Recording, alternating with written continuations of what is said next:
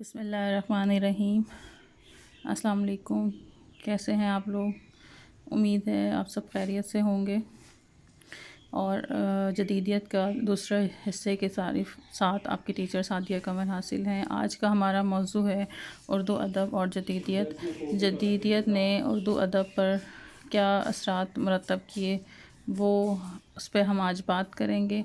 और हमारे उर्दू में ये तहरीक कहाँ से आई, कब आई या किस तरह से पहुँची, उसके बारे में आज मैं आपको बताऊँगी।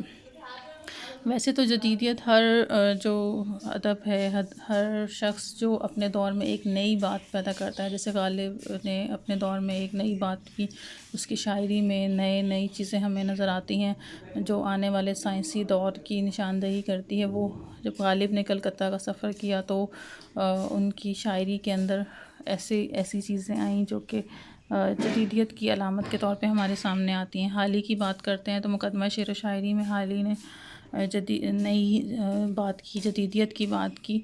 इस तरह से हर नई चीज़, हर शख्स जो अपने दौर के अंदर एक नई बात करता है और आने वाले दौर में वो बात जो है रिवायत का भी हिस्सा बन जाती है, वो जदीदियत के ज़ुमरे में आती है। तो हम मोहम्मद हुसैन आज़ाद की बात करते हैं। उन्होंने नज़मों की तरफ लोगों को लेकर आए और अंजुमन पंजाब की तहरीक चली। वो सारी चीज़ें, ये सारी लोग जदीदियत के ही ज़ुमरे में आते हैं।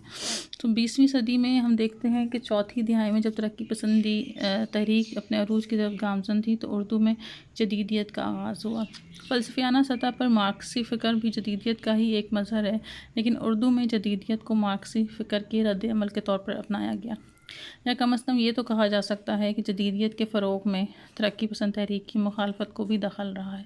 दूसरी अहम बात यह कि जदीदियत के बाद शारहीन के मुताबिक दूसरे जंग अज़ीम के बाद जदीदियत का दौर ख़त्म हो गया था, लेकिन उर्दू अदब इसी दौर में जदीदियत की फ़लसफ़ियाना असास से मुतासिर हुआ। गोपी चंद नारंग इस अहम नुक्ते की वज़ाहत में लिखते हैं कि जदीदियत तो दुनिया में दूसरी जंग अज़ीम के बाद यानी कि 1946-47 में रूबे ज़वाल हो गई थी, लेकिन हर ज़बान में रुझानात और मैलानात या तहरीकें उस ज़बान के मखसूस हालात के पेश नज़र ही पनपती हैं। उर्दू में इन तहरीकों के मॉडल लाख आलमी हों, लेकिन इनके पास ख़साइस और टाइमिंग हमारे हालात के मुताबिक होंगे। सामने की बात है कि उर्दू में जदीदियत ऐन उस वक्त शुरू हुई जब वो दुनिया में तकरीबन ख़त्म हो चुकी थी। मज़ीद ये कि दुनिया में जदीदियत रोशन ख़याली का हिस्सा थी, इसमें तरक्की पसंदी एक जौहर था, लेकिन उर्दू में जदीदियत तरक्की पसंदी की ज़िद के तौर पे उभरी और मार्क्सिज़म, बिलख़ुसूस मास्को ब्रांड मार्क्सिज़म दुश्मनी इसकी असास और पहचान थी। माशरती सतह पर जदीदियत के लिए फ़ज़ा अभी हमवार नहीं हुई थी, क्योंकि अंग्रेज़ी अक़दार के बावजूद यहाँ इतनी सनदी तरक्की नहीं हुई थी जो फ़र्द से बेगानगी पर मुंतज होती।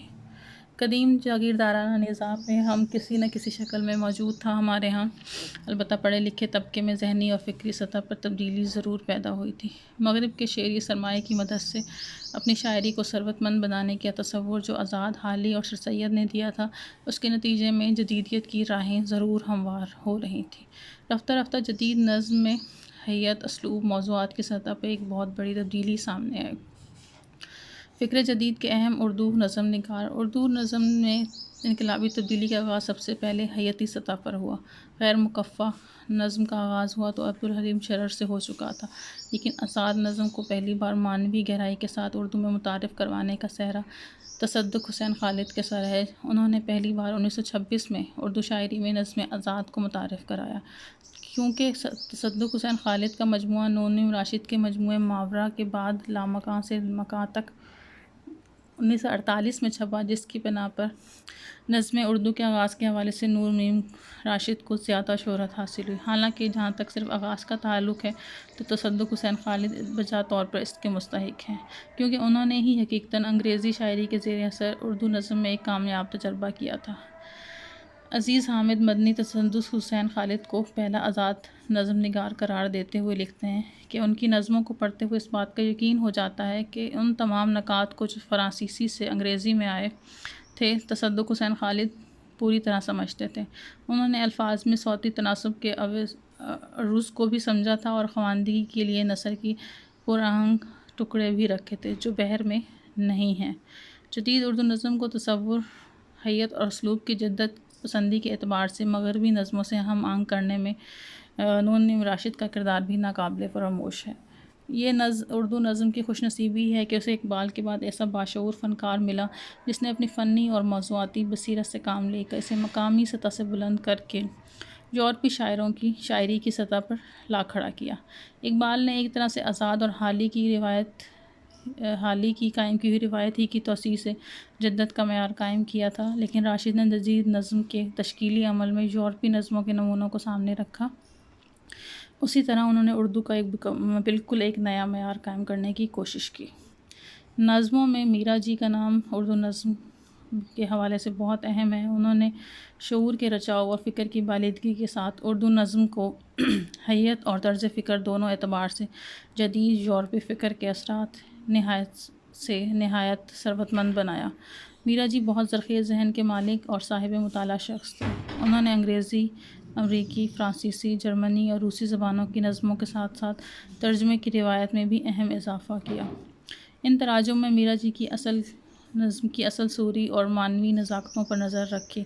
तर्जमे में भी इनका बहुत ख्याल किया गया। मीरा जी को यूरोपी और फ़नी तहरीकों के हिंदुस्तानी जहन व फ़िक्र पर असरात और उसके नतीजे में पैदा होने वाली तब्दीलियों का गहरा शऊर था। यही वो वजह है कि उर्दू नज़म की हैयती सूरतों और जदीद मौज़ूआत की अहमियत से वाकिफ़ है। और मीरा जी जो हैं वो हल्का अरबाब ज़ौक़ से ताल्लुक़ रखते थे और उसके तहत उन्होंने और वही हल्का अरबाब ज़ौक़ को का जो मकाम बुलंद हुआ उसकी में एक बड़ा हाथ जो है वो मीरा जी का था। तो हम ये भी कहते हैं कि ये भी आम तौर पे एक सवाल आता है कि मीरा जी ने हल्का अरबाब ज़ौक़ के हवाले से मीरा जी की खिदमत पे बात करें तो मजीद अमजद का ताल्लुक़ भी हल्का अरबाब ज़ौक़ से ही था। मजीद अमजद की तो ये भी कहा जाता है कि कुछ तहरीकों के असरात जो हैं वो हमें हल्का अरबाब ज़ौक़ के हवाले से मिलते हैं। तो मजीद अमजद की जज्बाती ज़िंदगी की महरूमी और दर्द का इज़हार बहुत सी नज़मों में हुआ है, लेकिन ऑटोग्राफ एक ऐसी नज़म है जिससे शख्सी महरूमी के तकलीफ़ एहसास की तर्जुमानी की ऐसी कोई दूसरी नज़म पूरी उर्दू शायरी में ना होगी। इस नज़म की आखिरी लाइनें मजीद अमजद के इंतहाई कर्ब की आयनादार हैं। वो बाउलर वो ए महाविशों के झमघटों में घिर गया, वो सफ़ाए ब्यास पे बसदे गरूर क्लिक गोरे हैं फिरी। यहाँ कुछ टाइपिंग मिस्टेक हो गई। हसीन किलकिलाहटों के दरमियाँ विकेट गिरी में अजनबी में बेनिशां में पाबा गुल, न रिफ़्फ़त दवाम है न रिफ़्फ़त मकाम है न शोहरत दवाम है। ये लौहे दिल न इस पे कोई नक्श है न इस पे कोई नाम है, ना कोई सल्तनत गम ना इक़लीम तर्ब। मजीद अमजद की एक तवील नज़म है जो अपनी हैयत, असलूब और फ़िक्र के एतबार से मुनफ़रिद है। इस नज़म में जदीद इंसान की रूहानी वीरानी और गम और इज़्तिराब का मौसर बयान मिलता है।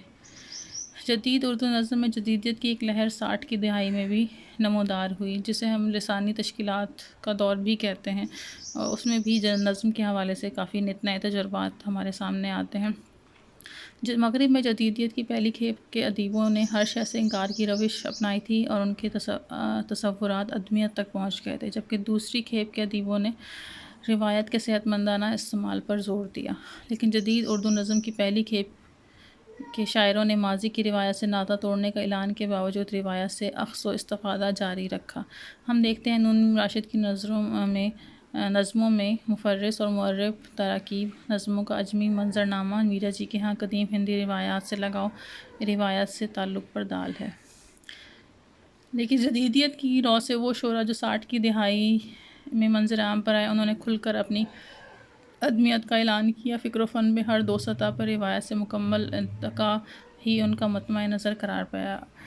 यूँ अगर मगरबी फ़िक्र की बुनियाद पर देखा जाए तो 60 की दहाई के नुमाइंदा नज़मगारों का फ़न माजी की रिवायात में यकसर मुख्तलिफ और नया है, और ये अलग बात है कि उनका तजर्बा कामयाब रहा या नहीं रहा, लेकिन तजर्बे की हद तक वो इस तहसीन के मुस्तहिक हैं कि उन्होंने अलअन हर रिवायत से बेजारी का इजहार किया।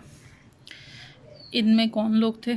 सबसे अहम जो हैं वो इफ्तिखार जालिब थे, जिलानी कामरान थे और ननीस नागी थे। ये 3 बड़े अहम निगार। इसके बाद में अब्दुल रशीद, आफ्ताब, इकबाल, शमीम अहमद शमीन वग़ैरह 80 और 90 की दिहाई के नज़म निगारों ने ज़बान के तख्लीकी इस्तेमाल से आला दर्जे की शायरी की, जबकि 60 की दिहाई से तहरीक से वाबस्ता यानी लिसानी तश्कीलात वाली जो तहरीक थी उससे वाबस्ता जिलानी कामरान और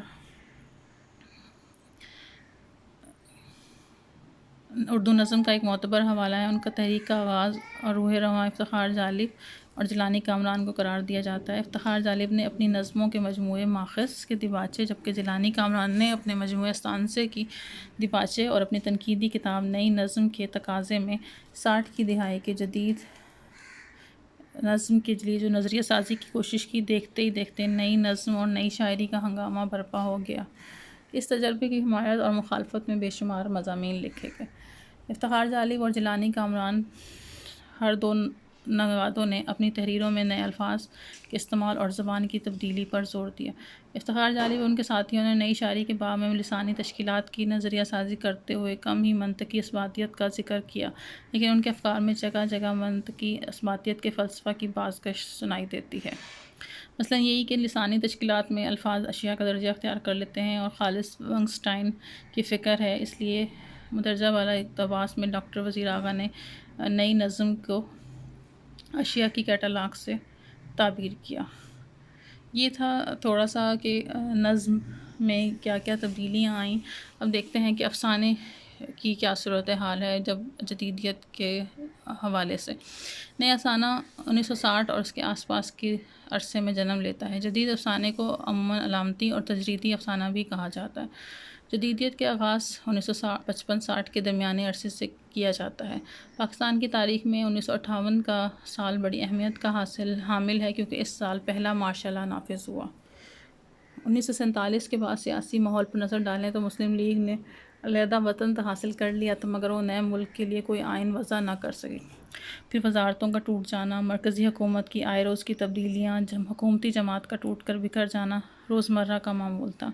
यही वजह है कि 14 अगस्त 1947 के बाद पूरी कौम अंधेरों में भटकी हुई दिखाई देती थी और इब्तदाई 8-10 सालों में कौम की मंजिल थी ना कौम का पता, जिसका हल मार्शल लॉ की सूरत में सामने आया।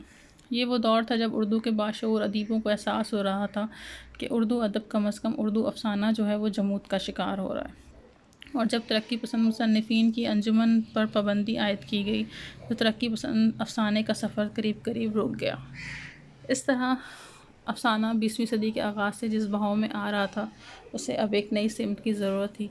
यही वजह है कि 60 की दिहाई में तमाम तर अदब ने बिलूम अफ़साने ने अपना चलन बदल डाला। दोम ये कि क़याम पाकिस्तान के बाद नई नस्ल के अफ़साना निगारों के लिए एक अहम मसला उस दौर के बड़े बड़े अफ़साना निगारों की मौजूदगी में अपनी इनफरादियत को मनाना था। ये वो दौर था जब मंटो, बेदी, कृष्ण चंद्र, असमत चुगताई, गुलाम अब्बास, अहमद नदीम कासमी रिवायती असलूब में नहायत उम्दा अफ़साने लिख रहे थे। इन अफ़साना निगारों की मौजूदगी में नए अफ़साना निगारों के लिए अपनी इनफरादियत को मनवाना आसान न था। यही वजह है कि उस दौर में इंतज़ार हुसैन और अनवर सज्जाद भी रिवायती ही अफ़साने लिखते रहे। ये हकीकत भी मद्देनज़र रखना चाहिए कि मादियत परस्ती, हवस, ज़र, झूठ, फ़रेबकारी, तबक़ाती तक़सीम, सियासी रेशा दवानियाँ, मार्शल लॉ, आमरियत, नफसा नफसी, हजूम के शोर और ज़िंदगी की हैं। बेमानवियत ने फ़नकार को अपने अंदर से तन्हा करना शुरू कर दिया और इजाई नुक्ता नज़र की बजाय वो नफ़ी और यासियत, तशकीक और अलम परस्ती का रुझान पैदा हुआ, जो ज़बान में बयान में नई लफ्ज़ियात और अलामतों का मुतलाशी और मुतकाज़ी था। अब अदीब जो है तन्हाई, मग़ायरत, अकेलेपन और उदासी का इज़हार करना लगा। चूँकि ज़बान बयान के नए तजर्बात के बाइस नई अलामतें और लफ्ज़ियात सामने आईं तो पुराने तरीक़े इज़हार से बिल्कुल मुख्तलिफ थी। इसलिए अदम अबलाग और अबहाम जैसे मसाइल ने सर उठाना शुरू कर दिया। रशीद अमजद समेत नए अफ़साना निगारों ने इस सिलसिले में ये मौक़िफ़ अख्तियार किया कि अदीब अपने लिए लिखता है, ये कारी का मसला है कि वो अपनी ज़हनी सतह को तख्लीकी फ़न पारे की सतह तक बुलंद करे। अगर ऐसा नहीं है तो उसकी ज़िम्मेदारी अदीब के सर नहीं। गोया 60 की दिहाई में जो अदबी गिरोह सामने आया उसने न सिर्फ ख़ारजी जबरियत, ज़बान बयान, अक़दार, पुराने अदबी फ़ार्मूलों को रद्द कर दिया और कारी को भी गैर अहम करार दे दिया। अब ये कौन लोग थे जिन्होंने इस तरह किया, ये भी अफसाने में क्योंकि पाबंदियाँ लग गई थी, तरक्की पसंद तहरीक बंद हो पे पाबंदी लग गई थी, तो अब इस दौर में मार्शल लॉ के दौर में ऐसे अफसाने लिखे गए जो कि बज़ाहिर किसी को कुछ कहा भी नहीं गया, लेकिन अलामतों के ज़रिए अपनी बातों को वाज़ेह किया गया, और अलामत निगारी ही कहेंगे कि वो इसमें इस दौर में हमारे सामने आती है। डाडाइज़म और सुररियलिज़म दोनों की तहरीकें बुनियादी तौर पर जदीद नफ्सियात की अता करदा तकनीकों के सहारे ही आगे बढ़ी। आज़ाद तलाज़मा ख़याल, शऊर की रौ, दाखिली खुद कलामी के ज़रिए लाशऊरी दुनियाओं की अक्कासी इन तहरीकों से ख़ास है। उर्दू अदब में अहमद अली ने सबसे पहले इन तहरीकों का असर कबूल किया। फ़नी और फ़िक्री एतबार से इब्तदाई अफसाने इसी के असर के तहत हैं। मुमताज़ शीरी के मुताबिक सुररियलिज़म की इस तहरीक से जो मगरिब में 1919 में शुरू हुई, उर्दू अफसाने के आगाज़ में अहमद अली ने रोशनास कराया। अदब की तश्कील के पस मंज़र में समाज को बुनियादी अहमियत हासिल है। रिवायत, तहज़ीबी, सकाफ़ती, सियासी तकाज़ों के मिलाप से एक नया अहद जन्म लेता है। तब्दीली के इस अमल में फ़ितरी अंदाज़ पाया जाता है। रफ्ता रफ्ता पुराने समाज की जगह नया समाज वजूद में आता है, और नए समाज के मसाइल के असबाब व मुहर्रिकात पुराने समाज से अलग नौइयत के होते हैं। तो वक्त बदलने के साथ साथ अदब में भी नए रुझानात, नई तहरीकें अपने असरात वाज़े तौर पे नज़र आते हैं। उनके असरात जो है नए माशरे पर नए दौर में वाज़े तौर पे दिखाई देते हैं। हमारे अदबा ने मगरबी तहरीकों का असर बड़ी शिद्दत से महसूस किया। उन्होंने इसके ज़ेर असर सियासी, समाजी, माशरती ख़राबियों की निशानदेही की। जदीद अदब से इस्तिफ़ादा करने से नावल निगारों ने प्लाट साज़ी, किरदार निगारी, मकालमा निगारी में जदीद तकनीक का इस्तेमाल किया। नावल में हमारे यहाँ क्या हुआ कि अब हम नावल की बात कर रहे हैं कि नावल में जदीद अहद में नावल निगारों ने मगरबी तहरीकात को पेश करके अपने समाज से मवाद हासिल करके अदब को एक नया रास्ता फराहम दिया। नावल निगारों ने समाजी और सकाफ़ती इक़दार का गहरा मुताला किया। उन्होंने माशरती किरदारों के पसे पर्दा छुपे हुए मुहर्रिकात और रुझानात को उजागर किया। उर्दू नावल पर मुतफ़र्रिक़ तहरीकों के असरात। नुमाइंदा नावल कौन कौन से हैं देखते हैं।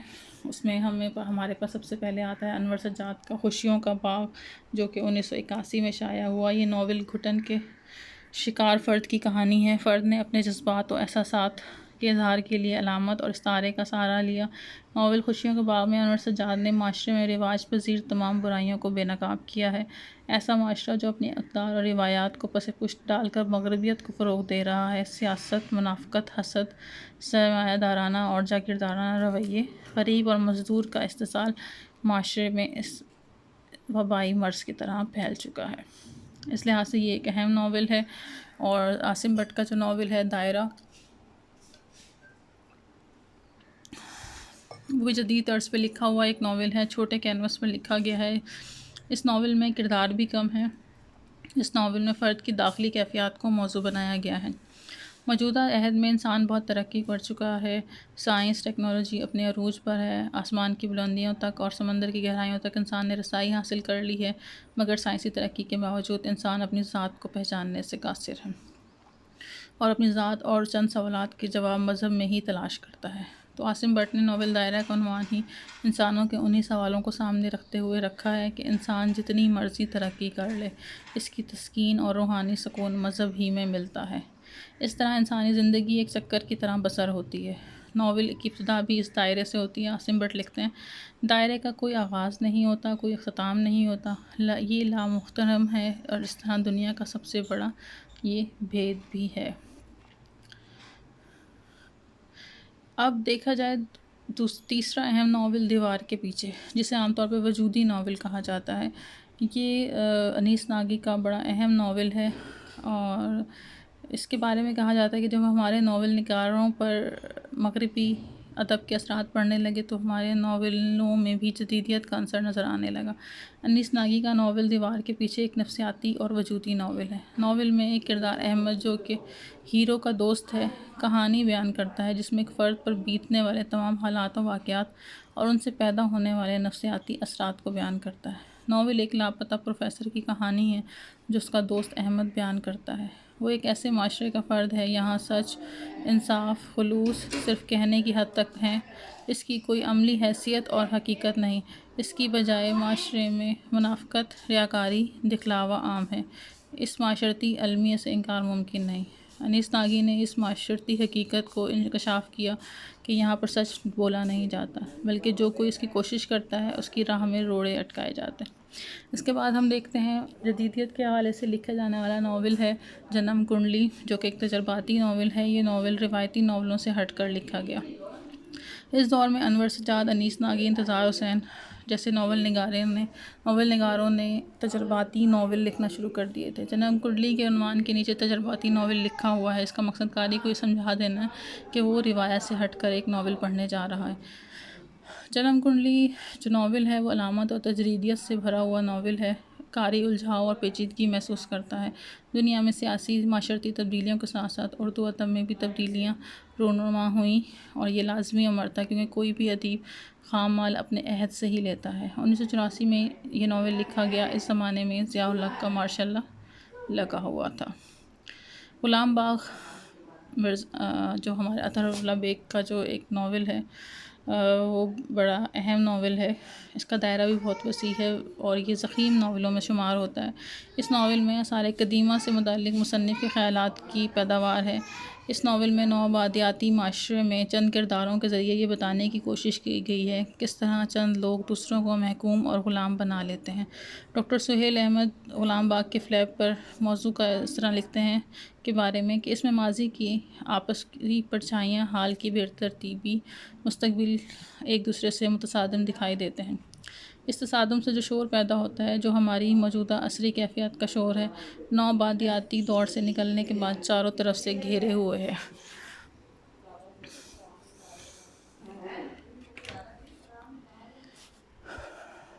तो इसमें हम चीज़ें देख रहे हैं नौआबादियात दौर के हवाले से हम देख रहे हैं ये नावल पोस्ट कॉलोनियलिज़म का दायरा मुतय्यन करता है। मौजू और असलूब के हवाले से भी बहुत से तजर्बात किए गए, और सिर्फ़ शायरी में नहीं मतलब अफ़साने में, नावल में, नज़्म में नहीं, बल्कि गज़ल में भी बहुत से मौजू और असलूब के हवाले से तजर्बात हुए। तकरीबन 60 की दहाई में जब सब शायरों ने महसूस किया कि नई गज़ल का मौजू और असलूब दोनों में तब्दीलियाँ आनी चाहिए, तो इस हवाले से दो अहम नाम हैं, ज़फ़र इकबाल और सलीम अहमद। ज़फ़र इकबाल की किताब गुल आफ्ताब गज़ल में तजर्बों के हवालों से अहम है। इन तजर्बात की दो जहतें हैं, पहली का ताल्लुक़ मौजू से है और दूसरी का ताल्लुक़ असलूब से है। मौज़ूआत में उन्होंने रिवायती मौज़ूआत से इनहराफ करने की कोशिश की। उनका ख़याल है कि हर ख़याल गज़ल में आना चाहिए, जो कुछ भी सोचा जाए उसको बयान करना चाहिए। अब हर चीज़ के बयान के अमल में उनके यहाँ मज़ाहिया कैफियत पैदा होती है। जहाँ तक असलूब का ताल्लुक़ है तो वो अपने अल्फाज को गज़ल में लाए हैं, जो हमारी गज़ल में बहुत कम इस्तेमाल हुए। मतलब उन्होंने मकामी अल्फाज को गज़ल में शामिल किए। टूटे हुए मकान की अदा देखता कोई, सरसब्ज़ थी मुंडेर कबूतर स्याह था। तजर्बात के अलावा भी इन अशार में उनके अशार देखें जो कि बड़े मशहूर भी हुए। यहाँ किसी को कोई हस्बे आरज़ू ना मिला, किसी को हम ना मिले और हमको तू ना मिला। झूठ बोला है ज़फ़र तो इस पे कायम भी रहो, आदमी को साहिबे किरदार होना चाहिए। दूसरा अहम नाम गज़ल के हवाले से सलीम अहमद का है, जो कि बतौर नक़ाद भी उर्दू अदब में अपनी एक ख़ास हैसियत रखते हैं। इब्तिदा में उन पर मीर का असर रहा, फिर हसरत का असर नुमाया था। बाद में उन्होंने यास चंगेज़ी के असलूब से भी मुतासिर हुए। उनके यहाँ गज़ल में भी तजर्बात के दो हवाले हैं, एक असलूबियाती, दूसरा मौज़ूआती। मौजू के हवाले से वो रूह के झमीलों से निकल के जिस्म और रूह के इम्तिज़ाज की तरफ आते हैं। इस तरह उन्होंने नई गज़ल में रूह, जिस्म, साइंस और जज्बे का हसीन इम्तिज़ाज पेश किया।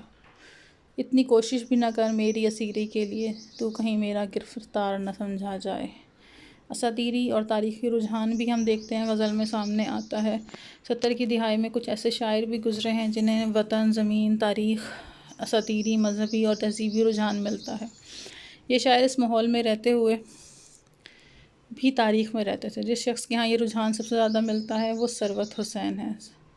सरवत हुसैन जो है, उनका मजमूआ ख़ाकदान शाया हो चुका है। उन्होंने ख़ुदकुशी कर ली थी। उनकी गज़ल में हमें असातीर और तारीख़ की तरफ सफ़र नुमायाँ नज़र आता है। इसके अलावा मजहबी तलमीहात में भी उनके यहाँ नुमायाँ हैं। उनकी गज़ल में शहज़ादे, शहज़ादियाँ, परीज़ाद, चाँद, सितारे जैसे अल्फाज आम हैं। वो ऐसा शख्स है जो ख्वाबों में रहता है, कभी त्यागे तेज़ पर कभी तोहफ़ा गुल तर कर दिया। किसी शहज़ादी के इश्क ने मेरा दिल सितारों से भर दिया। ज़मीं छोड़ कर नहीं जाऊँगा, नया एक शहर बसाऊँगा। मेरे वक्त ने मेरे अहद के मुझे इख्तियार अगर दिया। ग़ुलाम मोहम्मद कासिर भी, उनकी गज़ल में क्लासिकियत और असातीर से वाबस्तगी ज़्यादा है, और अपनी इस कैफ़ियत की वजह से वो एक दास्तानवी माहौल बनाता है और हमें एक कदीम असातीर और तहज़ीब की तरफ ले जाता है। लिहाजा उसके यहाँ तलमीहाती निज़ाम बहुत मज़बूत है। किताब ज़िंदगी रखते हैं, ताब ज़िंदगी कम है, नए किरदार हैं हम लोग अगली दास्तानों के। मजमूई तौर पे हम तहरीक के हवाले से जायज़ा लें तो हर तहरीक जो है अपने अहद की ज़िंदगी का सामना करना, अपने ख़तरात इम्कानात के साथ, हर शय का नाम जदीदियत है। हर अहद में जदीदियत हम असर ज़िंदगी को समझने और मुसलसल अमल से इबारत है। जदीदियत ने इनफरादियत पर बहुत ज़ोर दिया।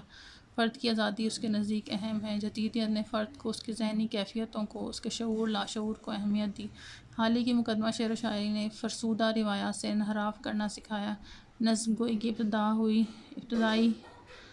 हुई नए रुझानात, नए असलूब और नए तकनीक, नए तजर्बे सामने आए। नज़म और जदीद नज़म, सोनेट, हाइको और नसरी नज़म के तजर्बात भी हमारे सामने आते हैं। जदीदियत के तहत जदीदियत ने अदब में फ़न को अवलियत दी और इस तहरीक के ज़ेर असर लिखने वाले अदीबों और शायरों ने अलामत और तजरीदियत पर इतना ज़ोर दिया कि ज़िंदगी की हकीकत पीछे रह गई।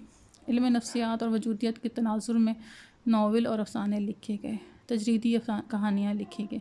ना कहानी को उर्दू में रिवाज देने की कोशिश की, किरदार, निगारी, प्लाट, वहदत तासुर, अफसाने के तमाम अज्जा को बलाए ताक रख दिया। कहानी गायब हो गई, अफसाने में खुद कलामी के अंसर बढ़ गए, कहानी एक मुअम्मा बनकर रह गई। जदीद दौर का इंसान नज़रिए की जकड़बंदी से निकल कर ज़िंदगी के हक़ाइक़ को अपने तजर्बात के वसीले से दरियाफ़्त करना चाहता है। ये तो थे जदीदियत के असरात, जिसकी वजह से उर्दू अदब में नए मौज़ूआत आए, नए रवैये आए, नए रुझान आए। इस सब ने और इस सब को हम देखते हैं जदीदियत के नज़र से। उम्मीद है आपको ये आज का मौज़ू समझ आ गया होगा, और नेक्स्ट लेक्चर तक के लिए इजाज़त दीजिए। अल्लाह हाफ़िज़।